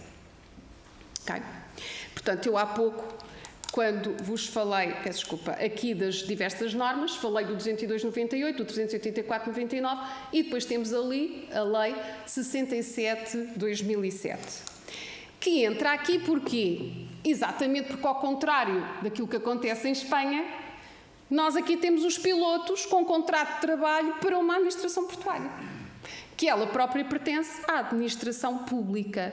E, portanto, aquilo que sucede é que, efetivamente, e neste caso aplica-se também o regime da Lei 67/2007, que determina que também estas entidades, por prestarem este serviço, respondem pelos atos ou omissões dos seus agentes. E, portanto, se efetivamente o armador indemnizou terceiros ou ele próprio teve danos no seu próprio navio e entende que a culpa é do piloto, então aquilo que ele vai fazer é, e agora aqui o regime desta lei faz depender a possibilidade de se acionar apenas a administração portuária ou acionar-se a administração portuária ou o piloto de um critério que tem a ver com a culpa. Okay? Se a culpa do piloto for leve, se for algo desculpável, que podia acontecer a qualquer um, que não foi uma falta de cuidado, foi efetivamente uma situação em que o piloto foi induzido em erro, por exemplo, se a culpa foi leve, efetivamente este armador ou o proprietário do navio só pode acionar a administração portuária. Okay? Só não pode acionar o piloto. Okay? Só a administração portuária, exatamente por causa daquele conceito comitente-comissário, que determina que mesmo a administração portuária, não tendo sido ela a provocar aquele dano ou responsável por aquela situação, ainda assim tira partido dessa atividade do piloto, ela cobra as tarifas e, portanto, ela tem também que responder, independentemente de culpa, tem que responder por aquilo que corra mal. Okay?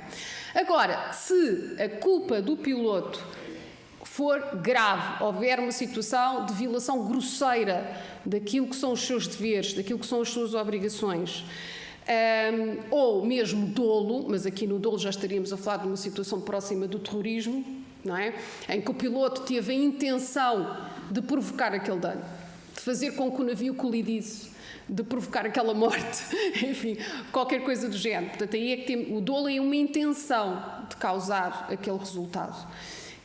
A culpa grave é, não havendo essa intenção, ainda assim houve uma violação grosseira, houve uma negligência, houve mesmo algo que, enfim, é difícil de explicar para uma pessoa que presta este serviço de uma forma diligente e obviamente, dentro daquilo que são os cânones, a praxis, não é? Como há pouco o José António falava, que são os usos, não é? Os usos profissionais.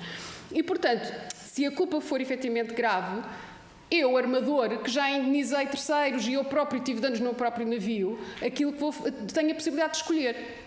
Ou então juntar, ou então não escolher e, obviamente, acionar os dois, a administração portuária e o piloto. Ou então só a administração portuária, ou então só o piloto. Posso fazê-lo. Ok? Agora, é óbvio que tudo é preciso ter alguma inteligência, pelos vistos os advogados em Espanha também parecem ser muito inteligentes por aquilo que eu ouvi o José António dizer. É óbvio que se eu sei que o património de uma autoridade portuária é maior do que o de um piloto, eu não vou estar a acionar o piloto, não é? Porque provavelmente o património dele pode não ter dinheiro suficiente para pagar o prejuízo que eu tive. E, portanto, vou acionar, obviamente, a autoridade portuária, não é? Isto é mais do que evidente. Quando há uma questão de escolha, eu vou escolher aquele que tem maior capacidade para poder pagar a indenização. Ok? Mas também posso acionar os dois. Portanto, alguém vai escolher ou alguém não vai escolher e vai acionar quem entender. Mas isto só em casos de culpa grave ou dolo. Que se for a autoridade portuária, aqui está a questão, se for a autoridade portuária a indenizar o armador por aquilo que ele teve que indenizar terceiros ou pelos seus próprios danos no navio, a autoridade portuária é obrigada, isto já nem é sequer uma questão de opção por parte da autoridade portuária, é obrigada, nos termos desta lei, a exercer direito de regresso contra o piloto.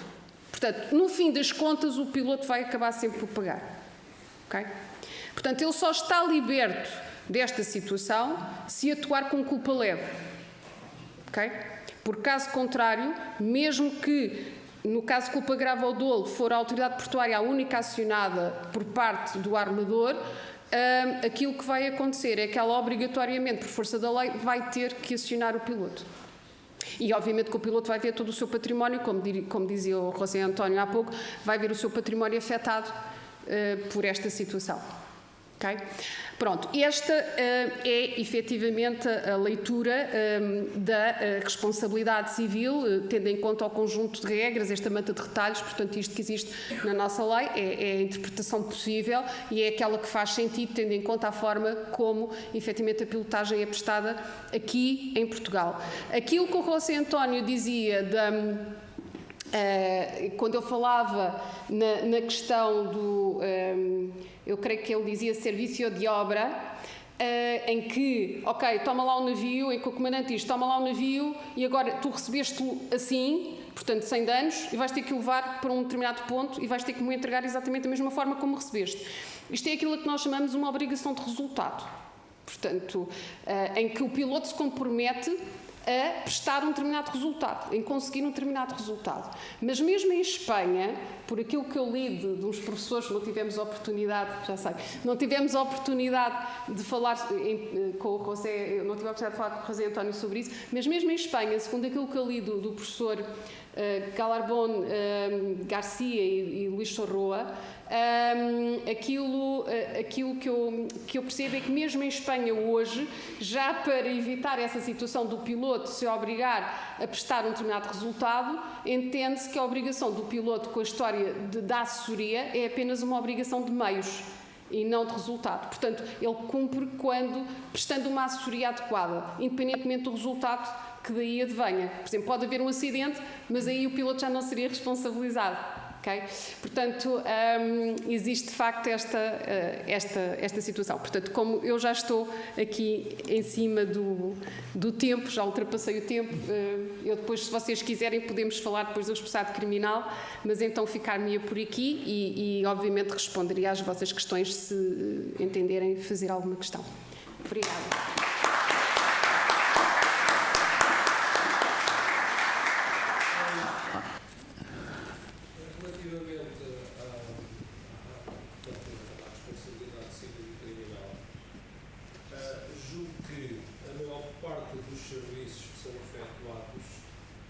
São efetuados em navios que estão certificados de acordo com o código ISM. No código ISM, capítulo 9 das SOLAS, há uma coisa que é o overriding priority para o comandante do navio. Isto, de certa forma, implica que, uma vez que a obrigação dos pilotos é informar, assessorar, em última instância, o overriding priority transfere toda a responsabilidade de manobra do navio para o comandante do navio e nunca para o piloto que o está a assessorar, salvaguardando-se, julgo eu, a situação em que haja dolo e intenção de provocar danos numa manobra, mas isso, à partida, não pensamos nessa situação. Portanto, se calhar, na legislação nacional, também me parece que toda a responsabilidade de comando e de manobra do navio recairá sobre o comandante. E estando bem definidas as obrigações do piloto, que é informar e assessorar, ali termina a sua responsabilidade enquanto, digo eu, enquanto entidade que é extra ao navio e em último caso, quando o comandante entender, pode sempre contrariar uma informação do piloto, assumindo toda a responsabilidade que lhe já está, portanto, adstrita pela lei. Era isso que se calhar a legislação não está tão má quanto isso. E depois o que é que acontece? No caso dos navios maiores, que se calhar, eu não faço a mínima ideia, mas se calhar 90% do trabalho do serviço de pilotagem são com navios, portanto, acima de 500 de arqueação ou acima de 100 se forem de passageiros. Portanto, o que é que acontece para haver o garante de qualquer situação que aconteça, isso estar coberto? Existe sempre um seguro que é o P&I, que a gente conhece pelo P&I, que é a proteção e indemnização, e que todos os navios, portanto, de algum porte e que façam viagens internacionais, têm essa garantia automaticamente para que, portanto, quem sofreu os danos possa ser indemnizado. Portanto, eu julgo que portanto, este esquema todo poderá eventualmente ser aplicável quando tiverem, portanto, a assessorar ou a informar um navio que, por exemplo, não se enquadra na certificação SOLAS. Os outros, portanto, os outros que estão certificados pelas convenções internacionais, parece muito difícil imputar, portanto, a responsabilidade, em última análise, aos pilotos, ao serviço de pilotagem, porque, portanto, há outros considerandos e outros quadros legais a avaliar nestas circunstâncias. Sim, claro. Muito obrigada. Eu percebi que não é uma pergunta, é antes a sua visão, não é, sobre a questão. Não, a questão não é assim tão simples. Primeiro, porque o P&I tem limites para a questão da indemnização. Portanto, no caso do abalroamento é 1/4 dos prejuízos. E, portanto, faltaria o resto que o armador vai ter que, obviamente, indemnizar e, portanto, a questão não fica arrumada ali no P&I. ok? Depois existe outra questão, que é, como dizia o Gabardón Garcia, que é um professor espanhol que eu aprecio muito, aquilo que ele refere é, aquilo que a nossa lei diz é uma coisa, mas na prática os pilotos muitas vezes fazem mais do que aquilo que a lei refere. E então aí, de facto, passamos a ter um problema, até porque lá fora, nomeadamente no âmbito dos países, em países anglo-saxónicos, a regra é de que o piloto fica efetivamente entregue à manobra. Portanto, não existe só a questão da assessoria e da informação, o piloto executa a manobra. É verdade que o comandante tem a obrigação de, caso não esteja de acordo com a indicação que o piloto está a dar, de intervir e dizer isso não vai ser feito dessa forma, vai ser feito de outra. Agora, a questão é, quando o comandante não intervém, eu por acaso tenho um caso interessante que foi um aluno, aliás, que trouxe para a aula, que era, olha, nós tivemos aí um problema em que estávamos a fazer uma manobra e o piloto é que estava a dar as indicações diretamente e o comandante achou que a velocidade do navio para aquela manobra era uma velocidade muito elevada. E até disse, mas não disse, olha, vamos ter que diminuir aqui a força, ou vamos ter que diminuir... Não, aquilo que ele disse é, isto não está a ir um bocadinho depressa. E o piloto, a observação do piloto foi, não, eu já faço isto há não sei quantos anos e está tudo bem, não te preocupes. Pronto, e depois houve um acidente. Pronto. Quer dizer, às vezes o comandante também tem ali, às vezes, algum pejo, alguma hesitação em dizer ao piloto isto se calhar, quer dizer, isto não pode ser assim. Pronto. E, portanto, no meio destes papéis que muitas vezes acabam por se inverter dependendo das personalidades do piloto e do comandante, porque há comandantes que não permitem, há outros que permitem, há outros que até preferem, não é? Há muita coisa que depois pode acontecer e quando chegamos à via de facto e quando vamos discutir isto, posso-lhe dizer e posso-lhe garantir que aquilo que o Tribunal vai ver é exatamente isto. Portanto, ou seja, qual é que foi a intervenção que cada um teve e em que medida é que cada um contribuiu para aquele resultado. E é a partir daí que depois, e saber se o piloto, tendo em conta que foi ele diretamente a realizar a manobra e não foi apenas um assessor, em que medida é que, efetivamente, a responsabilidade é dele. E, portanto, é de facto uma questão importante que se coloca e nessa medida há discussão, aliás, até já houve, aqui mesmo em Leixões já houve alguns casos que até deram origem a algumas decisões judiciais, em que efetivamente se discute, não se foi muito além, porque efetivamente os nossos magistrados não têm formação nesta matéria e, portanto, muitos destes diplomas são desconhecidos para eles. Okay? Portanto, e por isso é que, às vezes, as questões ainda vão passando entre os pingos da chuva, digamos assim, por falta de conhecimento. E esse é, de facto, um problema, caso venham a ter algum problema no âmbito criminal. É que vão dar de caras com instituições judiciárias que não entendem e não estão minimamente preparadas para analisar estes casos. E depois as coisas tanto podem correr bem como correr mal. Pronto. É o grande problema. Bom dia. João Santos, da APL, da APIBAR. Só uma questão. É rápido. Não vou só pedir desculpa, não é só para...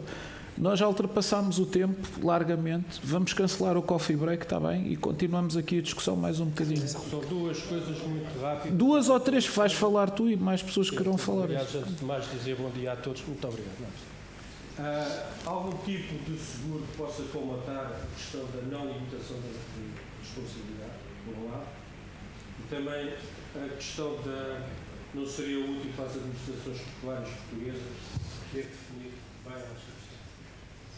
Sim, a resposta é fácil, não é? Claro que sim, claro que sim. Onde quer que haja risco, é sempre melhor transferir esse risco para uma outra entidade e não ficarmos nós com ele. O problema é encontrar seguradoras que queiram suportar esse risco, porque são riscos elevados. Há pouco o José António falou em milhões, não é? Portanto, qualquer situação que envolva navios e acidentes é expectável que vá para uma determinada grandeza de valores. Não é? Sobretudo se estivermos a falar nas superestruturas portuárias, nas obras de arte dos portos e mesmo em situações de abalroamento, dependendo das consequências, obviamente, podemos estar a falar de mais ou de menos. Agora, as seguradoras percebem que podemos estar aqui e com a questão também da possibilidade de haver derrames, de haver risco de poluição e tudo mais. Portanto, isto pode atingir valores estratosféricos e, portanto, as seguradoras, sem a limitação de responsabilidade, porque se elas tiverem um teto, elas obviamente podem avançar com os seguros, porque já sabem que a partir dali não vão indemnizar nada, mais nada, portanto há aquele teto. Agora, quando não existe um teto, tem que ser as seguradoras, obviamente, a impô-lo, digamos assim, não é? E isto, pelos valores que estamos aqui a falar, não é fácil encontrar, sobretudo no mercado nacional. Depois, em Londres, não sei. Agora, não é? Portanto, os nossos colegas espanhóis andam à procura em Londres. E eles têm limitação de responsabilidade na lei. Okay? Nós não temos, mas eles têm. E mesmo assim, pelo valor dos seguros, que são valores elevadíssimos, eles estão a ir para o mercado de Londres procurar alguma coisa, enfim, mais acessível. Portanto, só se encontrar em Londres, porque de facto, aqui no mercado nacional, não acredito. Mas se me pergunta se seria vantajoso, claro, para as administrações portuárias, claro que sim. Claro que sim.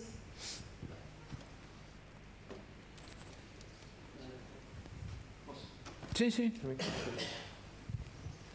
Bom dia, Jorge Monteiro, da Portos Açores e do Oficiais Mar. Gostaria só de colocar aqui uma questão relacionada com o patrocinamento jurídico e que tem a ver com o caso de ser, portanto, o armador acionar a autoridade portuária e ou o piloto naquela situação. Quem deve patrocinar o aconselhamento jurídico nesta situação? O piloto individualmente, a administração portuária? Era uma situação que eu gostava de ver. A lei não se pronuncia sobre isso, não é? Portanto, se a administração portuária, porque a relação com o advogado é uma relação de confiança. Se a administração portuária entender representar-se a si e também os interesses do piloto, sim senhora, só que, por exemplo, no caso que se está a referir, havendo culpa grave ou dolo, que já seria quase um ato terrorista, como eu costumo dizer, do piloto, e como existe a questão do direito de regresso, que se ela for condenada, necessariamente vai ter sobre o piloto, eu não acho, obviamente não pode haver um patrocínio comum nesse caso, porque pode haver conflito de interesses entre a administração portuária e o piloto. E como pode haver conflito de interesses, o advogado não pode representar simultaneamente entidades que depois vão estar em oposição. Ok? Agora, claro, em casos em que não se coloca essa questão, não é? Em que o piloto apenas acaba por ser demandado, pronto, porque vem tudo à rede, e mesmo em casos de culpa leve, em que a ação só devia ser intentada contra a administração portuária, o piloto acaba por ir a reboque, não é? Pronto, aí não vejo problemas em que haja uma representação conjunta, porque nunca haverá, porque não existe ação de regresso nesse caso, e portanto nunca haverá oposição entre os interesses. Okay? Agora, isso é uma decisão da administração portuária também, decisão no sentido de propor, não é que o piloto esteja obrigado a aceitar essa representação conjunta, porque o piloto pode dizer, isto não me serve, eu quero ser representado por outra pessoa. Pode, porque a questão da representação jurídica, como eu digo, é uma relação de confiança e, portanto, assenta noutro tipo de pressupostos. Não há aqui também uma relação contratual entre a administração portuária e o piloto? Não, relação contratual há. Agora, não quanto a este aspecto, a não ser que este aspecto esteja incluído dentro do contrato de trabalho, ou seja, dizer, da administração assumir essa obrigação, dizer, se o piloto vier a ter, no âmbito, em virtude do exercício das suas funções, vier a ter, enfim, alguma, ou vier a emergir desse exercício alguma ação judicial contra si, que efetivamente existe uma proteção jurídica, digamos assim, uma representação que a própria administração portuária acaba por no fundo, patrocinar, digamos assim, ou fornecer, digamos assim, esse apoio ao piloto, não o deixando sozinho. não o deixando sozinho com a questão, não é? Porque às vezes pode acontecer, depois o piloto que nunca teve problemas, finalmente, ao fim de não sei quantos anos, tem e depois não sabe o que é que há de fazer à vida. E depois no meio deste tempo, neste in-between, muita coisa acontece que ele deixou escapar e não fez nada, e depois obviamente às vezes já se torna complicado. Portanto, desde o início obviamente deve haver esse apoio. Pronto, mais ou menos formalizado, mas tem que haver, não é? Não sei se A posso... última pergunta, está bem? É só uma observação, não é pergunta.